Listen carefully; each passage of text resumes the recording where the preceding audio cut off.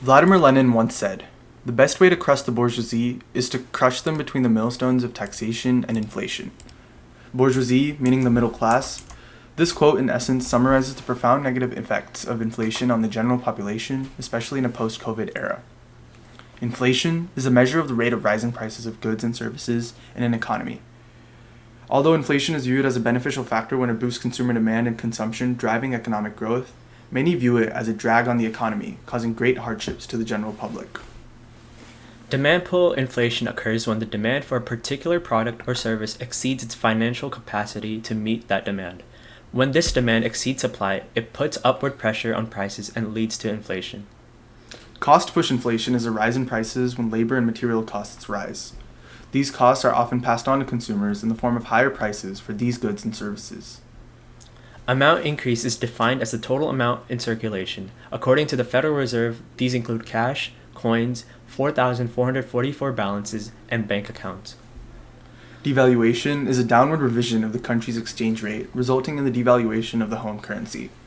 Devaluation of currencies make domestic exports cheaper and encourages foreign countries to buy more devalued goods. The causes of inflation are widespread and varied, and every facet of human civilization and development plays an impactful role in determining the progress of inflation. The first major inflationary episode occurred during the period of World War II.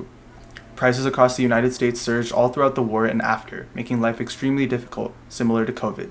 This was mainly due to the elimination of price controls, supply shortages, and pent-up demand. Similarly, the Korean War began in June 1950, and the hostilities ended in July 1953. As a matter of fact, inflation from 1965 to 1970 occurred mainly due to the booming economy. GDP growth was at an all-time high, and supply market chains couldn't keep up with the demand and the growth. This caused an increase in prices. In the 1970s, the United States experienced the largest rise in inflation due to two soaring oil prices. The first was caused by an oil embargo made by the Organization of Arab Petroleum Exporting Countries, or OPEC, and the second surge was caused by the decline in oil production, which was caused by the Iranian Revolution and the Iran-Iraq War. Another short bout of high inflation occurred when Iraq invaded Kuwait during the First Gulf War.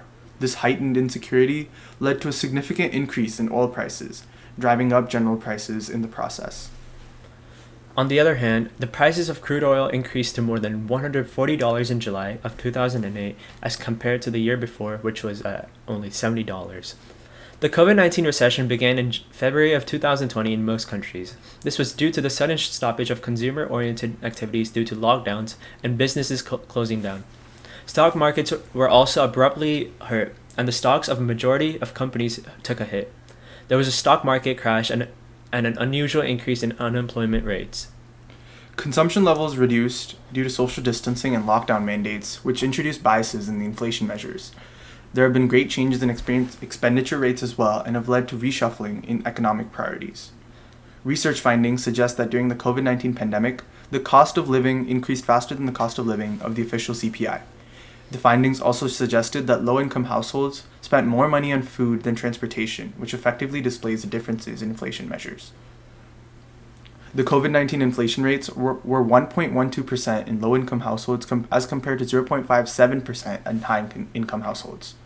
According to the Consumer Price Index, the inflation rate in the United States hit 6.2%. This explained why the disruptions in the global supply chain cycle, labor market issues, and the fact that the current prices are being compared to last year's COVID prices. In essence, the sudden surge in inflation is being experienced because of two main reasons. The fact that people hardly spent money last year due to COVID-19 restrictions, and now that they're back open, there's a sudden bottleneck because the US economy isn't designed to handle this. And secondly, since interest rates have almost been nothing, it has spurred a large demand in housing and has caused an immense backlog. The Federal Reserve has enacted a monetary policy to control inflation while avoiding recession. The primary way that the Fed handles such an issue is by open market operations, which are commonly referred to as OMO. The Fed buys and sells securities, usually treasury securities, from member banks. The Federal Reserve buys securities when they have money to lend, and then they sell these securities when the banks are forced to buy. As a result, the government is able to reduce economic growth by charging higher interest rates.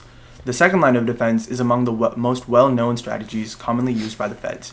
It is known as the Fed funds rate, or the FFR, which is the average interest rate a bank pays to borrow overnight funds from the federal funds market. Since the Federal Reserve implements monetary policy, it impacts employment and inflation primarily by using policy tools to influence the availability and cost of credit in the economy. Fluctuations in the federal funds affect other interest rates, which affect household and corporate borrowing costs and general financial conditions. Financial conditions have improved significantly since last spring and are generally on track.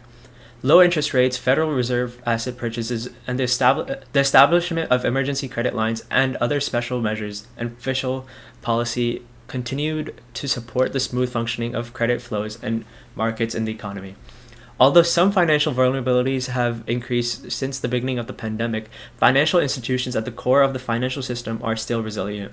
Asset valuation pressures have returned to or exceeded pre-pandemic levels in most markets, including equities, corporate bonds, and residential real estate.